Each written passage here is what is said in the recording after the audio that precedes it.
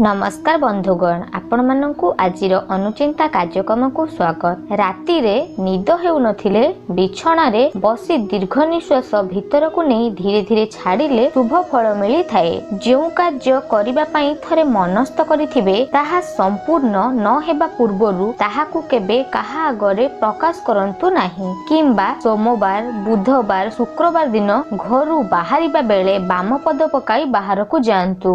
एहा कले आपण शुभ होई थाए। तकिया तले बही एवं मुंड पाखरे केबे भी मनी पर्स रखंतु नाही। एहा आपणक पई अशुभ होई थाए। गुरुवार दिन सूर्यास्त परे घरर कांथरे झिटिपिटी देखिले ठाकुर घरु अरुआ चाउल आनी कोनोसी भी मानसिक करी झिटिपिटी ऊपर को पकाई दियंतु। एहा आपणक पई शुभ हेबो।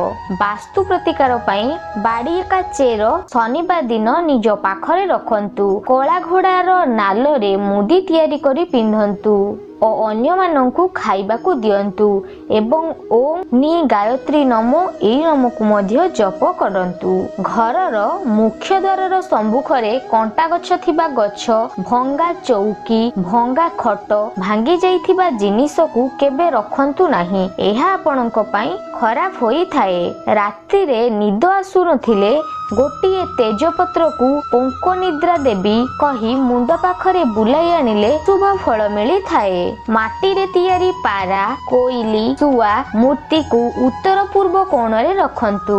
किंबा माटीर सुरेई रे पानी भर्ती करी उत्तर पूर्व कोण रे रखी से पानी को पीले समस्त प्रकारर वास्तु समस्या दूर होई थाए। प्रत्येक मासर द्वितीय चंद्र दर्शन करंतु। एपरि 7 थर दर्शन कले मनस्कामना निश्चिंत भावे पूर्ण होई थाए। पुरुष किंबा नारी केबे भी निजर बेक को खाली रखंतु नहीं। एहा द्वारा अशुभ होई थाए। मांकड़ जदि घर भीतर को पसी आसे एहा आपणक पई अशुभ होई थाए। प्रतिकार स्वरूप मंगलवार दिन ब्राह्मण को हनुमान चालीसा बही सह दक्षिणा दान कले मंगल होई थाए। आकाशिया रंग पसंद करुतबा लोक माने देश विदेश बोलिबाकू भल पांती और सेमानंकु बहुत सुजोग मध्य मिली थाए। भंगा बासन रे केबे भी खांतु नहीं किंबा रोषेई करंतु नहीं। एहा आपणक पई अशुभ होई थाए। राति रे रोषेई घरे केबे भी अइठा बासन रखंतु नहीं।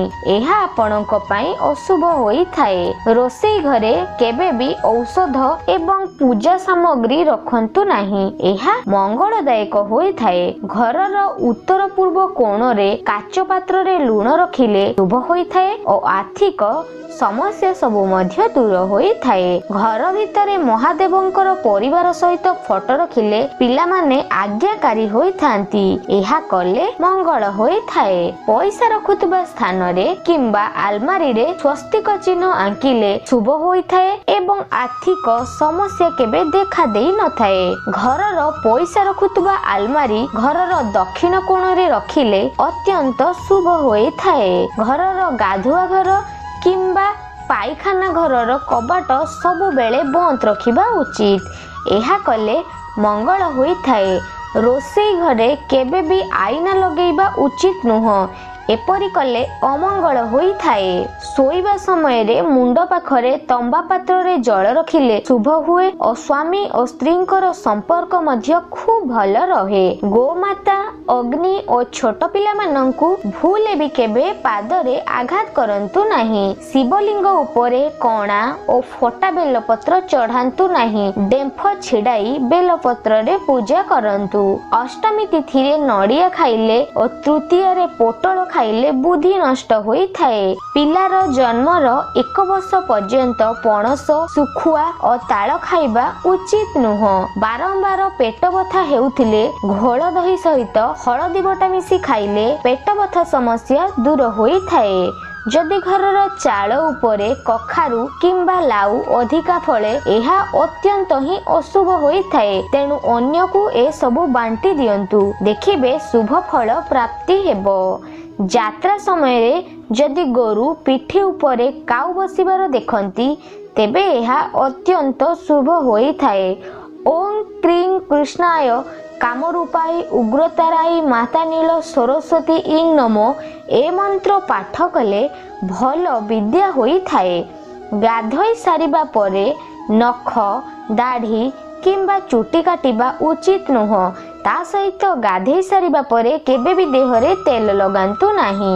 7टी शुक्ल द्वितीया दर्शन कले समस्त प्रकारर मनोकामना पूर्ण होई थाए। सूर्य किरण रे गरम होइथिबा पानी रे केबे गाधांतु नाही। एहा आपणक पई अमंगल होई थाए।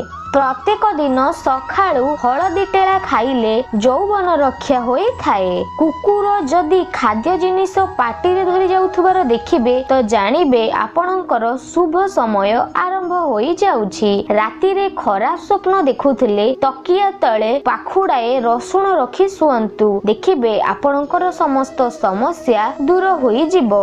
खाई सारिबा परे सांगे सांगे सुअंतु नाही। अल्प चलाचली करी सोइले एहा आपण मंगल होई थाए। राति रे निद न हेउथुले पियाज खांतु ओ पादरे सोरिष तेल मालिश करंतु। देखिबे भल निद हेबो। पेट गैस समस्या थिले मूला रस सह मूलार रस को प्रत्येक दिन अध कप लेखाए 15 दिन पर्यंत खांतु। पेटर गैस समस्यार समाधान होई जिवो। रोसेई घरर छात उपरे केबे भी पानी टांकी रखंतु नाही एवं रोसेई घरर लाल रंग लाल करंतु। देखिबे शुभ फल प्राप्ति हेबो। मंदिरर प्रांगण रे किंबा ठाकुर रहुतबा स्थान रे तास पसा किंबा लड्डू खेलिले निज परिवार रही मंगल अमंगल होई थाए। घर उपरे जदि कोइली बसे किंबा घर पाखरे कोइली राबे तेबे एहा अत्यंत शुभ होई थाए। सूर्योदय समय रे जदि काऊ उत्तर किंबा दक्षिण दिग को राबे तेबे एहा सुसंवाद मिलिबार सूचना देई थाए।